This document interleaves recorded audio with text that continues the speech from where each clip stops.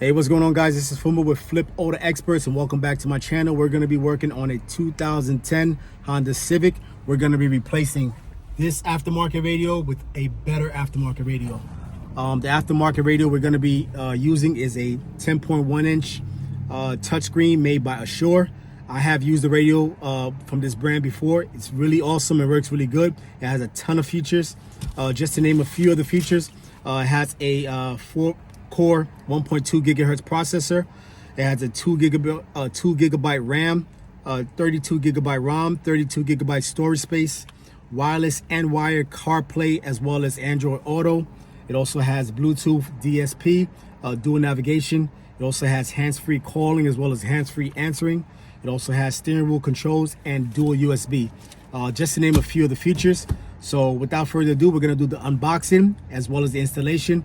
I bought this product from Amazon for about $149, and it has pretty much everything that you need to use all these features, as far as the microphone, all the connection cables, the wireless mic, and everything, the whole shebang. So we're gonna unbox that product now and go through the installation. Let's get into it.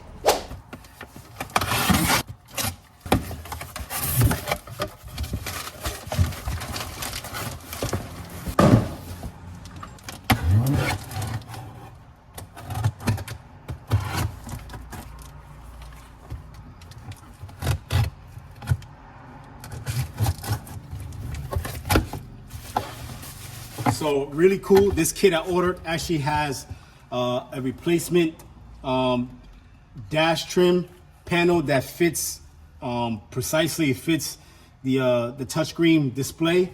So so that's really cool. It has even the cutouts for the button for some component buttons, like I think the airbag, passenger airbag indicator, the hazard light, and I'm not sure what this is for, but anyway, it has the cutouts so you can actually use a replacement bracket, because if you try to put in this radio by itself in the original OEM trim panel, it's not gonna fit, right?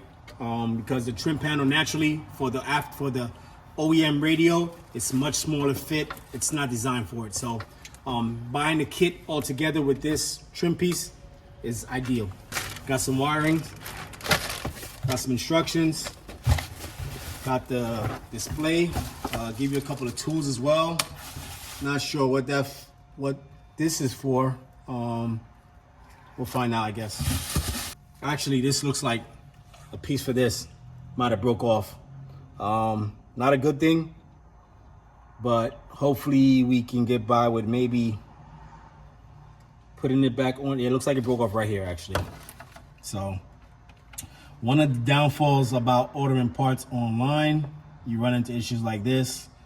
I'm gonna try to glue this back on rather than ship it back and wait for another one to come in, because I'm definitely trying to replace this radio. So it's not a big deal. I'm gonna glue it back on there. Some people may want to ship it back in to get a replacement, but I don't have time for that. So I'm gonna glue this back on.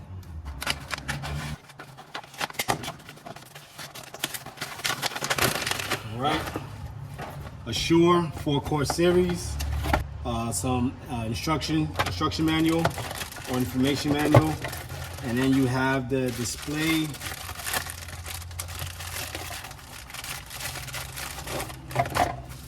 which looks like this out the box. Pretty good, pretty nice, clean, nice size, touchscreen. Pretty sleek design, not too big, right? So pretty neat. You also have, looks like the Bluetooth calling and answering microphone wiring. So that's pretty much the unboxing. I didn't go through this packaging that has multiple wires and pieces, like maybe looks like the microphone in there. I'll show you that. Because pretty much everything is just connections in the back. But I'll show you, it has, this looks like the microphone right here. Oh, GPS actually. So this is the GPS. This is actually the microphone for calling. This is the GPS. And so yeah, we're gonna go ahead and get into the installation now. All right, so first step is we're gonna disconnect the negative battery just to ensure we don't have any issues or any electric problems. So we're gonna disconnect the negative battery. After that, we're gonna take off this bottom trim piece here. It's nothing but clips, so you're just gonna pop this open or loose and free, get that out the way. There's usually a screw right here, which actually was taken out prior. So there's gonna be a screw there. You gotta take that out. And then once you get that screw out, you're gonna pry up on this panel here. You're gonna pull this loose, free this, because next we have to pull the actual radio panel piece free as well. But it's actually sitting behind this initial piece. So you gotta get this loose in order to get this out.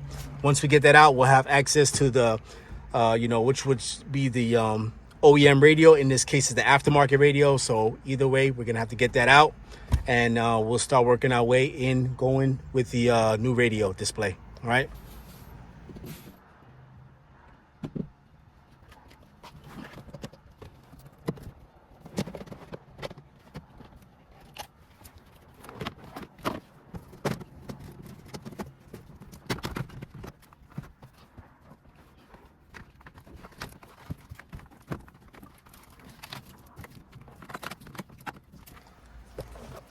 All right, so we got the old display with the trim all in one unit. We got that out. Of course, we got some wire harnesses and plugs that would disconnect it from the old unit. So we got all access now, and we're gonna try to work in the new display in now. All right, so you definitely have to do a little bit of prepping before you actually install the radio. We have to prep this audio unit, display unit onto the trim piece that we're gonna be using. You've got mounting holes that we have to use to mount this display onto the trim piece.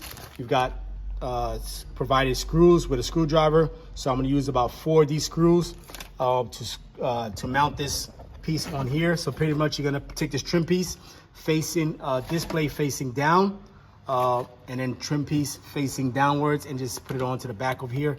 And then you're gonna have some holes that line up, and you're gonna mount these screws in. So 1, 2, 3, 4. I'm gonna go ahead and screw those down now. All right, so I got the old display, couple of parts that we're gonna have to swap over to the new display. We're gonna go ahead and swap over this vent right here. We're gonna have to swap over this AC control, HVAC control, this hazard button, as well as this passenger airbag indicator. And that's pretty much the parts that we have to swap over to the new one. So we're gonna go ahead, swap those parts over now. If you flip this over, you can see they're just, all these parts are just secured by Phillips screws. So you just undo the Phillips screws, swap the part over, and just re-secure it with the Phillips screw. So we're gonna go ahead and do this so now. All right, just discovered and ran into a tiny little hiccup. So as I was swapping these components over, I realized that the new component doesn't have a cutout for the passenger indicator switch, or passenger indicator that's on the original. As you can see, there's a cutout that should be right over here. So not really sure how I'm gonna get past that right now. I'm gonna have to try to figure something out. Like I said, I don't want to go through the hassle of sending this back or not using it and waiting for another one to come. I don't know if it's just a factory error or they just don't make them with the indicator cutout as it should be. I may end up making my own cutout, honestly, and moving forward with the job. So still gonna figure that out. I'll let you know how that turns out. All right, so we got the audio unit ready to go in. We're ready for installation. We actually swapped everything over from the old panel. We got the HVAC controls, the hazard button, the vent, and we did a cutout for the passenger airbag indicator. So we're ready to go in right now in the vehicle. So let's see how that works out and how smoothly that part goes.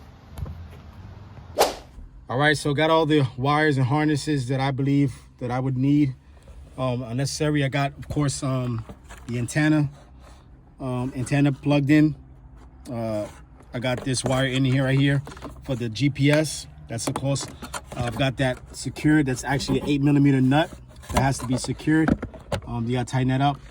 I've got this plugged in. I don't have any subwoofers or any speakers that are gonna be attached or connected to this car, but I am using this wiring here for the microphone. So I got that plugged in as well. And of course the main radio harness wire plugged in. So I'm gonna go ahead and secure the necessary plugs as well that I have. Everything from the HVAC, the passenger airbag indicator, the hazard light, and then the radio. So I'm gonna go ahead and start plugging that stuff in now.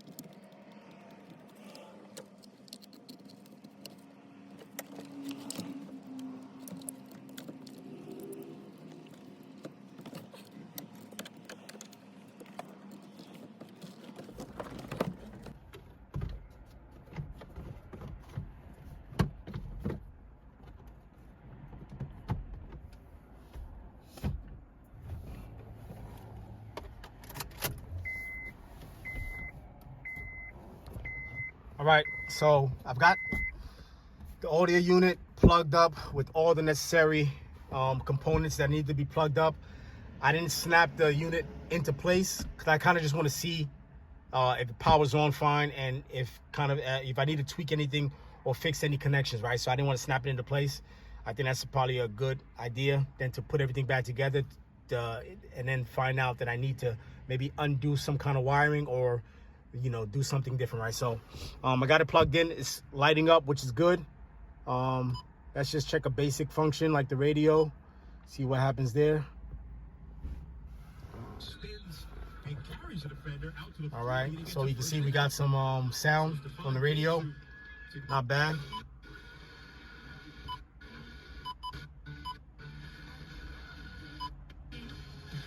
All right, not bad. I just want to see if I get some sound, some movement from here. Home button, Navi screen.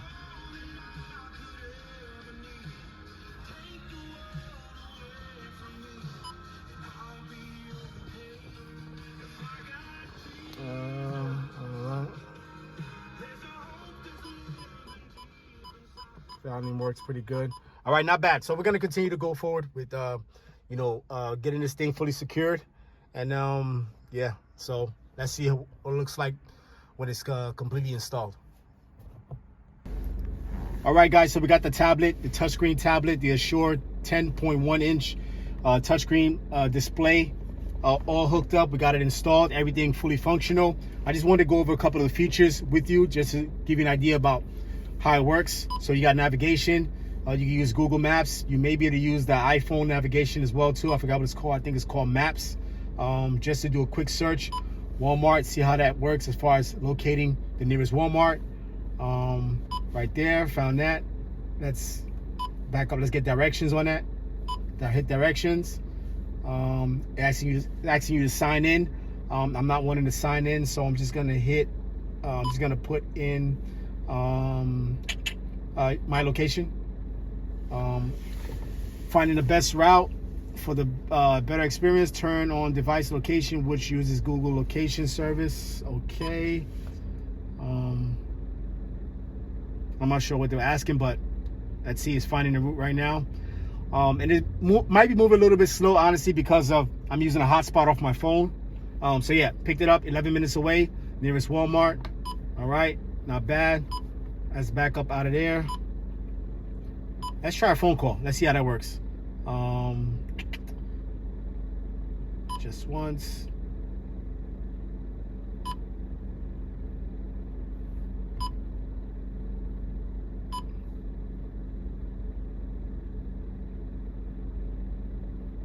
Bluetooth. Dialing. Local Walmart. We're open daily from 6 Okay. 6 a.m. to 11 p.m. For pharmacy, press 1. For auto care center, press 2.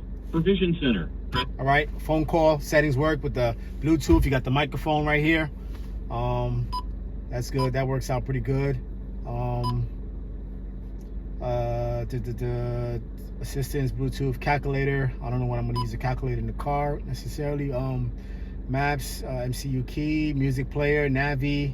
That must be another Navi. Spotify. Let's try YouTube. Vinyl wrapped on a Cybertruck. Let's check that out real quick and see how that plays.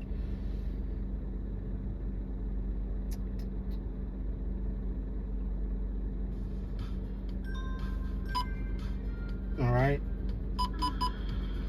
So YouTube works on the display really nice. Once again, I'm using the hotspot off my phone. So that's pretty cool. I definitely don't recommend using this while driving. It could be kind of dangerous trying to watch a YouTube video while driving, but that's pretty cool. That you can use that feature right here. So nice. All right, let's get out of there. So WhatsApp is there, of course. We looked at that.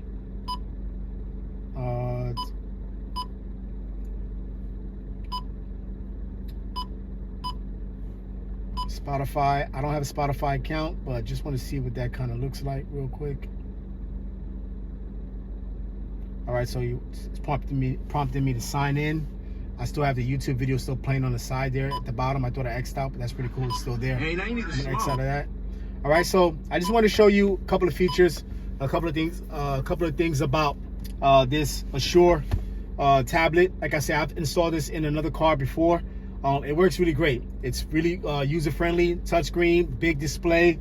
Really cool that you can use the Android Auto or the Apple CarPlay to hook up to your phone. So yeah, there you have it. That's the full installation. A little bit of a preview or review of the unit and how it works. You have any questions about the installation, the tools, don't forget to leave them down below. Don't forget to like, share, and subscribe. I appreciate you watching, and I'll catch you on the next one. Peace.